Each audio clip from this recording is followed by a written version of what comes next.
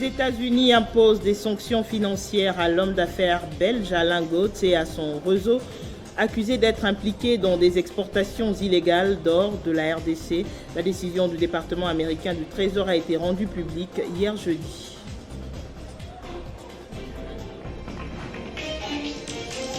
Modification de la Constitution du 18 février 2018, un collectif des députés nationaux a déposé une pétition pour que la question soit alignée au calendrier des matières à traiter pour cette saison.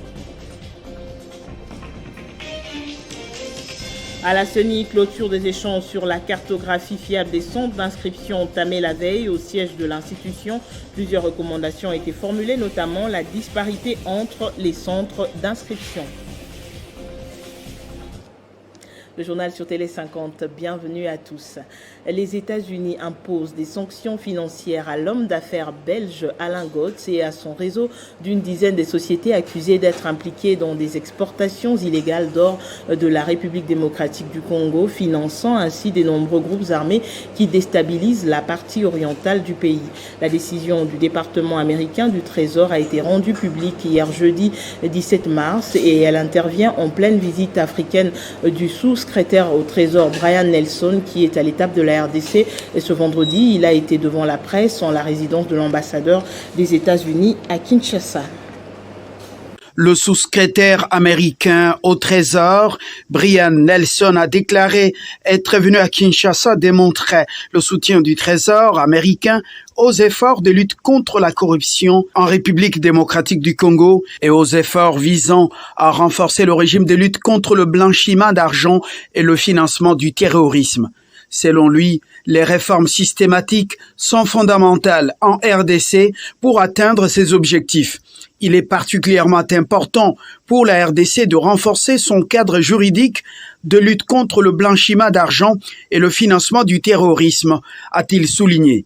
Ces réformes sont également cruciales pour développer un environnement propice aux affaires qui attirera les investissements américains, a souligné l'hôte de marque de la RDC. Un autre soutien, c'est celui que son pays dit apporter aux réformes du secteur minier pour perturber le commerce illicite des minerais et encourager la transparence dans le secteur minier et les chaînes d'approvisionnement essentielles en minerais. C'est dans cette optique que le sous-secrétaire au Trésor américain, Brian Nelson, a annoncé la nouvelle à la presse congolaise. Une nouvelle selon laquelle le raffineur belge Alain Gauthier et son réseau d'une dizaine d'entreprises ont contribué au conflit armé en recevant leurs Congolais, sans remettre en cause son origine. Les sanctions prévoient le gel des avoirs éventuels de l'homme d'affaires et de ses sociétés aux États-Unis et leur barre l'accès au système financier américain. Selon les trésors américains, plus de 90% de leurs Congolais étaient coulés clandestinement via les pays de la région des Grands Lacs, dont le Rwanda et l'Ouganda, où il est souvent raffiné et exporté vers les marchés internationaux, notamment les Émirats arabes unis. Plusieurs organisations non gouvernementales ont dénoncé ces dernières années les activités des raffineries de ce réseau et leur recours alors qu'ils financent les conflits au Congo-Kinshasa. Les États-Unis d'Amérique continueront d'appuyer les efforts du gouvernement de la RDC visant à lutter contre la corruption, à mettre un terme à l'impunité, à promouvoir la croissance économique et à renforcer la paix et la sécurité. Précise le document du département d'État américain. Le secrétaire exécutif de la cellule nationale de renseignement financier Adler Kissula a reçu une délégation des Américains conduite par l'ambassadeur des États-Unis en RDC et le représentant de département de la trésorerie américaine dans son cabinet de travail. Les échanges ont tourné donc autour de la lutte contre le blanchiment des capitaux et le financement de terrorisme en RDC. La cellule nationale de renseignement financier s'est résolument engagée dans la lutte contre les blanchiments des capitaux et le terrorisme. Elle bénéficie de l'accompagnement de plusieurs partenaires, parmi lesquels les départements d'État américains. Son sous-secrétaire au Trésor apprécie les efforts par cette cellule et encourage le secrétaire exécutif Adler Kissula à continuer dans la lutte contre les antivaleurs. Critical fight against corruption that is really being led. Je suis ici pour d'abord féliciter l'énorme travail qui est fait par le CNRF. Et comme vous le savez, nous sommes là pour soutenir cette activité et donc nous allons nous assurer que nous ne permettrons pas à ceux qui pourront utiliser notre système financier pour financer le terrorisme. Les diplomates américains en poste à Kinshasa saluent le travail de la CNRF sur les terrains. Le travail de la CNRF est essentiel dans ces projets pour combattre le blanchissement, le financement du terrorisme. Et on doit soutenir les efforts de la CNRF et des autres qui faisons ce combat parce que c'est pour le bien du peuple congolais. La RDC a un potentiel énorme, on le savait bien. Mais pour réaliser ce potentiel, c'est vraiment important que l'argent du peuple est utilisé pour le peuple. Pour Washington, la CNRF fait partie intégrante du partenariat privilégié pour la paix conclu avec le gouvernement congolais. Les activités commerciales reprennent petit à petit. 5 mois après, à Bamboumine, en territoire de Djougou, nous sommes en Ituri. Les habitants avaient vidé les villages suite aux activités de la milice Codeco qui finalement a été délogée par les FRDC. On va suivre le reportage de Joachim Pitoua. Après la pluie et les bons temps, dit-on, le centre de négoce de Bamboumine reprend sa forme petit à petit. Le paysan se réorganise, les activités commerciales ont repris. Un petit marché est installé au rond-point et accueille le civil habitant le périphérie de Bambou. Nous sommes ici, mais nous n'avons rien à manger. Le paysan dit être rassuré de la présence des militaires et policiers. Ici, nous sommes bien avec les FARDC et les policiers. À la suite des opérations militaires, une accalmie est observée, mais précaire, car certains coins restent inaccessibles suite à la présence des miliciens, estiment les habitants qui appellent leurs frères à déposer les armes et cesser les violences. Il y a la paix ici, mais au-delà, nous avons du mal à y aller. Bambou, une entité du secteur de Walendu Djati, a été le théâtre d'affrontements entre les soldats loyalistes et les miliciens Codeco. Les militaires sont en alerte maximale pour répondre à toute éventualité et assurer la sécurité des civils. Et ici à Kinshasa, à l'Assemblée nationale, après l'ouverture de la session de mars, le bureau vient d'être saisi par un collectif des députés nationaux pour une pétition sur la modification de la Constitution du 18 février 2018. Par cette action, ces députés espèrent que la question soit alignée au calendrier des matières à traiter pour cette session. La session de mars 2022 promet des étincelles. Pour preuve, les matières inscrites au calendrier de cette session détermineront la suite des événements sous le processus électoral en République démocratique du Congo. Quand on sait pertinemment que la priorité est réservée à l'organisation des élections transparentes dans les délais constitutionnels. Au bureau de l'Assemblée nationale, l'on continue à enregistrer les dépôts des différentes pétitions et parmi lesquelles celles qui visent la révision constitutionnelle dont l'initiateur est Steve Mbikai, qui a déjà convaincu un nombre important de députés favorables à cette pétition et compte à ce qu'elle soit alignée parmi les matières de la session de mars 2022. L'actuelle constitution, vous savez, vient de la belligérance. Elle a été rédigée avec l'influence étrangère. Et comme vous savez, le projet a été élaboré à l'université de Liège avec trop d'épesanteurs. On a fait la copie conforme de la constitution française qui ne cadrait pas avec nos réalités. Donc il faudrait maintenant une constitution rédigée par nous-mêmes qui puisse tenir compte de nos propres réalités. Oui, ça, ce sont les signataires. 20, c'est déjà beaucoup, parce que la pétition, on peut la faire même seule. Et il y a 20 qui ont signé, il y a encore beaucoup qui promettent de signer. S'il y avait plénière aujourd'hui, on allait arriver à 50 sans signature. Au fur et à mesure qu'ils vont signer, eh ben, on va continuer à déposer des signatures sur les bureaux de l'Assemblée. La pétition déposée prévoit aussi de débattre sur les régimes politiques, le fédéralisme. Après les dépôts de cette pétition, plusieurs quartiers politiques s'en émeuvent, demandent à Steve Mbikai de surseoir sa démarche pour un prochain mandat. D'autres trouvent l'opportunité de réviser les matières non verrouillées par la Constitution, de ne pas toucher l'article 220.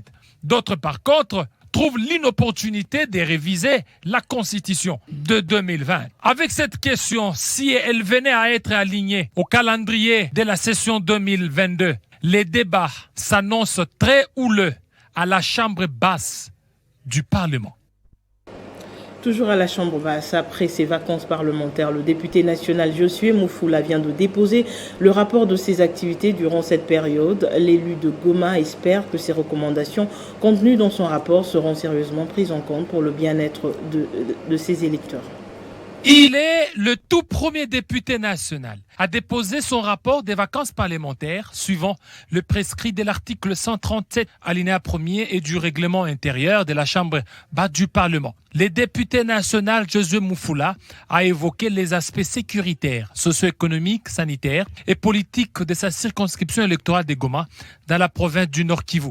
Il espère donc que ces recommandations seront bien prises en compte par le gouvernement national afin d'améliorer sensiblement les conditions sociales de ses électeurs. Par ailleurs, cet élu national très dynamique et très fécond a fait d'une pierre deux coups en déposant tout de même une nouvelle loi modifiant et complétant la loi du 15 janvier 2013 portant statut du militaire des FARDC. La loi même de 2013 n'avait pas pris en compte l'état du militaire dans sa globalité. C'est-à-dire le militaire qui est un sujet. Parfois, on le considère comme un citoyen de seconde zone. Un sujet, ça veut dire il est soumis jusqu'au sacrifice suprême. Mais en récompense, quels sont les avantages qu'il bénéficie?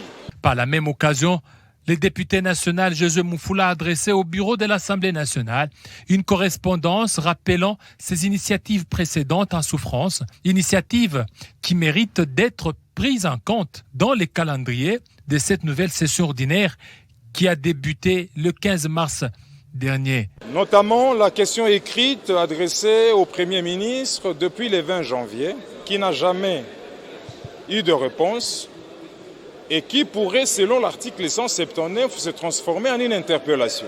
Josué Moufoula continue à marquer son temps par ses actions sur terrain. Le regroupement politique AAB s'est réuni toujours à l'occasion de la rentrée parlementaire pour clarifier leur position par rapport à cette session de mars. La conférence des présidents a mis un accent sur le social encore préoccupant de la population constaté pendant leurs vacances parlementaires. Ils ont en même temps réitéré leur loyauté et soutien au président de la République Félix Tshisekedi dans une déclaration lue par son représentant Jonathan Bialosu-Kawata.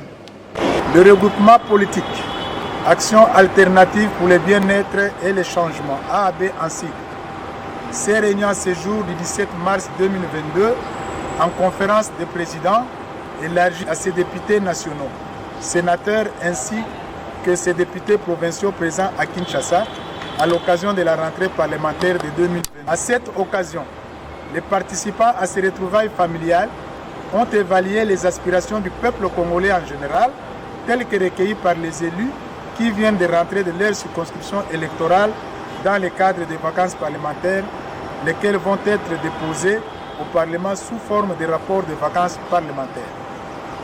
Il a été aussi l'occasion pour tous les organes du regroupement d'examiner l'actualité politique de l'heure, caractérisée par le retour au pays du président de la République, son Excellence Félix Antoine Tshisekedi Tshilombo, après un séjour privé en Europe.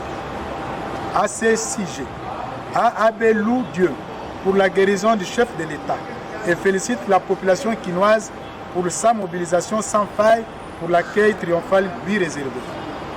AAB profite de l'occasion pour réitérer son attachement aux valeurs prônées par l'Union sacrée et réaffirme son engagement à soutenir toutes les réformes prévues dans les perspectives d'humaniser la gouvernance du pays en vue d'améliorer le vécu quotidien de la population congolaise et le retour de la paix et la sécurité dans l'est du pays. Je l'annonçais dans le sommaire, le président de la Commission électorale nationale indépendante, Denis Kadima, a clôturé les échanges sur la cartographie des centres d'inscription entamés la veille au siège de l'institution. Durant 2 jours, les membres de la centrale électorale et les scientifiques ont travaillé main dans la main pour une cartographie fiable des centres d'inscription et plusieurs recommandations ont été formulées, notamment la disparité entre les centres d'inscription. 2 jours ont suffi pour les corps scientifiques et la Commission électorale nationale indépendante de cogiter sur une cartographie fiable des centres d'inscription. La centrale électorale, sous le leadership de Denis Kadima Kazadi, ne souhaite nullement se contenter des demi-certitudes et d'à peu près dans la mise en œuvre des opérations électorales, souligne le numéro 1 de cette institution. La proposition faite de mettre en place une sorte de corps scientifique, une commission scientifique pour accompagner certains aspects de ce travail, c'est un point qui a retenu notre attention et pour lequel nous allons discuter et voir comment matérialiser cela. Et je suis convaincu que ça, ce n'est qu'un début. Nous allons cheminer ensemble. Toto Mabikou, le secrétaire exécutif national, a remercié le corps professoral et scientifique pour leur brillante participation. C'était vraiment une expérience louable pour la CENI. Nous croyons que toutes vos observations, critiques et surtout suggestions seront réellement intégrées dans nos travaux afin que cette fois-ci, que nous produisions une cartographie qui intègre aussi des éléments pertinents que vous avez fournis ici à cette commission électorale. Notons que la Commission électorale nationale indépendante s'est engagée dans une approche nouvelle, celle de changer l'image et la perception de cette institution d'appui à la démocratie. Le Parti du peuple pour la reconstruction et la démocratie, parti cher à Joseph Kabila, a à travers son secrétaire permanent Emmanuel Ramazani accordé une audience ce jour à la délégation du conseil exécutif de la SADC au siège national du parti.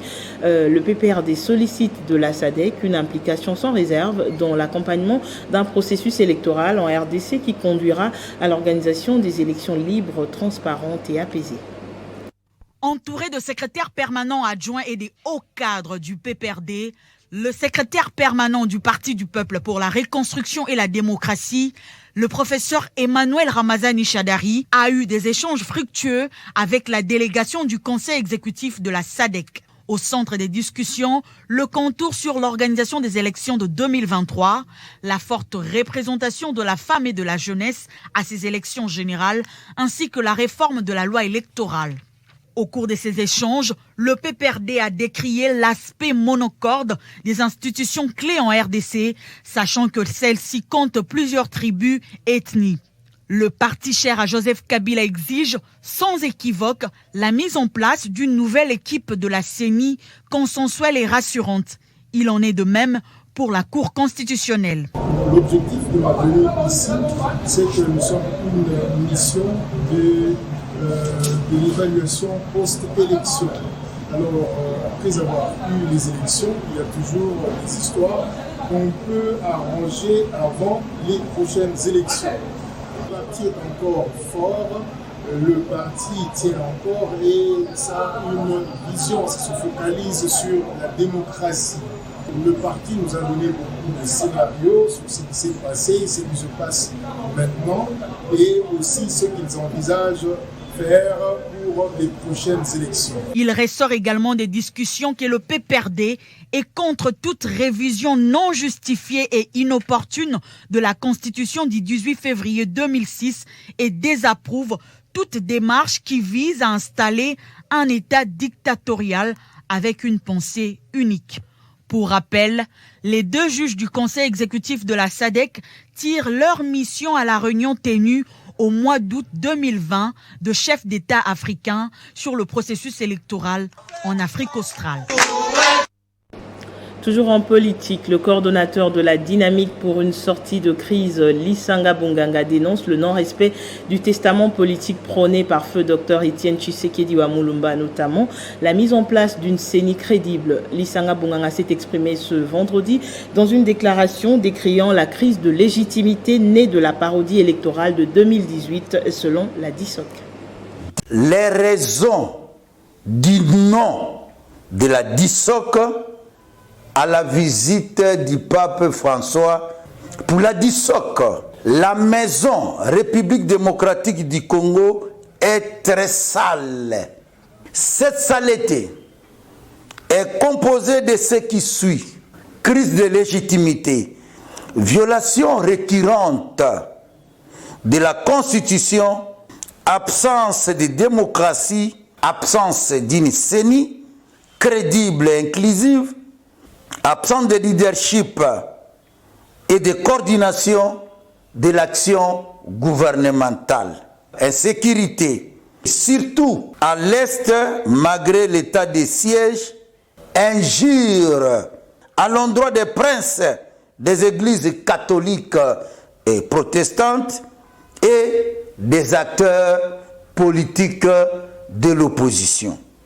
Violation des droits fondamentaux des citoyens ainsi que l'instauration d'une justice à géométrie recrudescence des anti-valeurs, refus du dialogue et de la réconciliation, non-respect du testament politique du docteur Etienne Tshisekedi wa Mulumba, détention arbitraire et illégale des acteurs politiques et interdiction de leurs mouvements.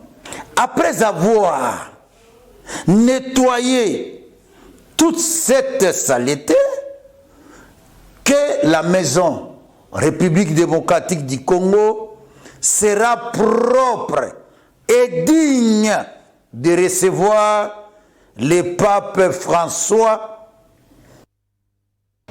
L'armée belge a renoué avec une série de formations à l'intention des militaires congolais. Des instructeurs belges sont déjà à Kindu au Maniema où ils devront y rester pendant plus ou moins 2 ans. Après une mission de reconnaissance, les militaires belges ont choisi les infrastructures hôtelières et hospitalières de la Fondation Mapon pour la qualité de service qu'elle offre. L'armée belge et la Fondation Mapon se sont rapprochés dans le cadre d'une collaboration. Les ouvrages de la Fondation Mapon à Kindu ont été choisis après une mission de reconnaissance par l'armée belge pour ses services. Il s'agit de ces infrastructures hôtelières et hospitalières de la Fondation Mapon qui seront mises à la disposition des militaires belges. Donc je crois qu'on peut bien commencer sur cette base-ci et on verra où ça peut nous emmener. Pendant environ 2 ans, l'armée belge va déployer ses instructeurs à Kindu, dans la province du Maniema, afin d'assurer une formation d'élite à l'intention des commandos congolais. Pendant ce temps, où vont-ils loger? Où vont-ils se faire soigner? La résidence Caribou et l'hôpital Lumbu, ouvrage de la Fondation Mapon, ont retenu l'attention de l'armée belge. On a fait une reconnaissance à Kindu plus particulièrement, parce qu'à Kindu, on va commencer avec l'entraînement de nos collègues congolais. Ici à Kinshasa, on est pour signer les contrats qui vont faire que l'aspect pratique sera réglé à Kindu au niveau de logement, au niveau de tout le soutien logistique qu'on a besoin. La signature de ces contrats a eu lieu ce jeudi 17 mars à Kinshasa entre le coordonnateur de la Fondation Mapon, Michel Ange Lokota, et le colonel administrateur de l'armée belge. Le président de la Fondation Matata a profité de cette occasion de remémorer à l'intention des militaires belges les liens fraternels qui existent depuis entre les deux pays. L'armée belge qui a repris depuis une collaboration militaire avec le gouvernement congolais, quant à elle, assurer une meilleure formation aux militaires congolais. Parlons infrastructure, les travaux de réhabilitation de plusieurs avenues de Mbandaka dans la province de l'Équateur seront bientôt achevés. Lancés depuis un moment, ces travaux avancent plutôt bien, constat fait par le gouverneur de l'Équateur, Bobo Boloko, lors de sa récente descente sur terrain. La ville de Mbandaka revêt petit à petit sa jolie robe d'antan grâce aux travaux de modernisation lancés depuis un moment sur ces grandes artères. Après la réhabilitation des avenues Bansomi, Yassanyama et Itela, c'est le tour de l'avenue Mouji. L'asphaltage de cette avenue a commencé depuis mercredi 18 mars sur le tronçon Bolengue devant le port Congo Futur en passant par le centre-ville et l'hôpital général de référence de Wangata. Un motif de satisfaction pour la population de Mbandaka.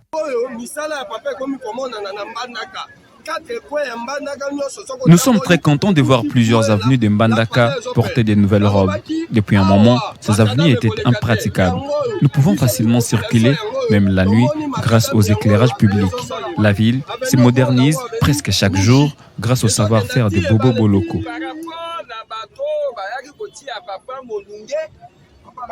Papa Bobo Boloko, mais le lolenge qui est à décater situation Le gouverneur Bobo Boloko, qui consacre depuis un moment presque l'essentiel de son temps dans le suivi de l'exécution des différents chantiers ouverts à travers la ville, est descendu ce jour visiter les débuts de cette dernière étape de la modernisation de l'avenue Mouji et rassure la population de la finition des travaux. Comme annoncé, les équipes championnes de 6 territoires de la province du Haut-Touélé se retrouvent ce samedi à Wamba pour l'ouverture de la compétition provinciale. Une ouverture facilitée par le gouvernement provincial qui a mis à la disposition de l'organisateur les moyens de locomotion, assurer le transport des joueurs également. Au total, ce sont 12 clubs de football du Haut-Touélé qui sont concernés par cette compétition, éparpillés à travers le 6 territoires de la province. Ce sportif ne pouvait aussi aisément faire le déplacement de Wamba sans l'intervention de l'autorité provinciale. Coup de chapeau le gouvernement provincial. Tout bandani qui note écose la voix, je me vois ba yama ba moto mais on s'est pris donc kaka bongoté, ba il faut voir bisi et que tika bango. Un geste de cœur qui ne laisse pas indifférent le président du club de football de la Renaissance du Batouba. Prendre à charge toute l'équipe avec tous les dépendants avec un moyen de transport adéquat dans de très bonnes conditions. Nous remercions sincèrement le gouverneur de province. Nous lui demandons de continuer à mettre la main à la pâte pour que le football, plus particulièrement de la province du Haut-Touélé, puisse aller de l'avant. Même sentiment pour l'organisateur. Les équipes avaient éprouvé des difficultés sur le plan de déplacement et le gouvernement provincial vient de résoudre ces difficultés-là. Nous sommes très satisfaits parce que c'est un geste salutaire. Côté Transco, le responsable de l'exploitation rassure quant aux dispositions prises pour faciliter le déplacement des athlètes. On a pris toutes les dispositions pour les déplacements de nos joueurs vers Wamba. Il n'y aura pas d'inquiétude, tout est bien assuré. Jules Bagbaï est ministre de Sport. Comme gouvernement provincial responsable, il a été convenu de prendre des dispositions utiles pour accompagner différentes équipes qualifiées. Le gouvernement provincial a mis la main dans la trésorerie pour louer ces bus, aussi mettre à la disposition de l'équipage les moyens suffisants pour faciliter cette mobilité. Depuis son avènement au pouvoir en 2019, le gouverneur du Haut-Touélé, Christophe Bassène-Nonga, fait de la promotion du sport, à la suite du chef de l'État Félix-Antoine Tshisekedi, l'une des priorités de son quinquennat. Le ministre national des droits humains, Fabrice Puela, a lancé vendredi à Goma les consultations populaires sur la justice transitionnelle. Fabrice Puela a rassuré toutes les victimes des différentes violations des droits de l'homme l'implication du gouvernement central pour mettre fin à cette pratique inhumaine. Pacheco Kavundama. C'est devant les acteurs de la société civile, défenseurs des droits de l'homme et quelques victimes de différents abus et autres crimes que le ministre congolais des droits humains a lancé à Goma les consultations populaires sur la justice transitionnelle. Fabrice Puela a rassuré les uns et les autres que le gouvernement congolais veut voir tous les auteurs des atrocités au Nord Kivu répondre de leurs actes en faisant ici référence au dossier Simba Ngezayo, assassiné en novembre 2020 à Goma. J'ai vu des jeunes avec des affiches réclamant justice pour les cas de notre regretté compatriote Simba Ngezayo. Il est important que l'opinion sache que lorsque nous avons rencontré Son Excellence Monsieur le Président de la République, il était même très mécontent et des instructions fermes ont été données. Donc, je peux vous dire que nous avons pris langue avec l'auditeur général, le général Ikoulia que vous connaissez, et les auditions ont déjà commencé. Et je peux vous rassurer que dans les jours qui viennent, ceux qui sont les personnes innocentes seront innocentés et vont revenir. Et ceux qui seront coupables, il reste plusieurs, sont déjà connus, purgeront leur peine. Le gouverneur militaire du Nord Kivu, le lieutenant-général Constant Ndima, a salué la tenue de ses assises dans sa juridiction. Pour lui, la population a besoin de connaître la vérité sur les crimes dont elle a été victime. Il est indéniable que ces consultations nationales sur la justice transitionnelle vont redonner de l'espoir aux victimes des crimes de masse et ce au regard des obstacles qu'enregistre la justice traditionnelle sur cette matière. Ces consultations populaires sur la justice transitionnelle, organisées sous le haut patronage du président de la République, concernent les villes de Goma, Tshikapa, Kalemi et Matadi. On en vient au rappel des principaux titres.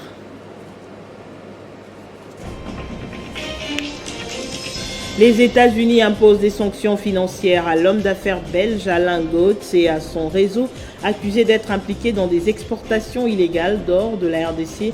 La décision du département américain du Trésor a été rendue publique hier jeudi.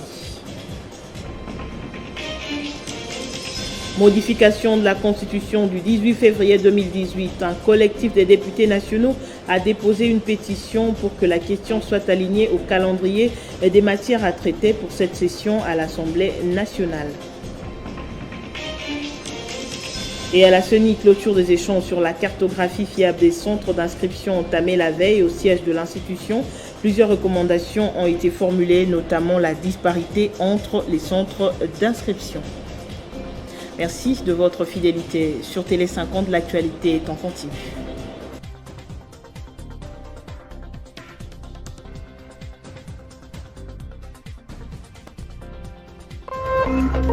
Téléchargez les infos Télé 50 sur www.tele50.cd.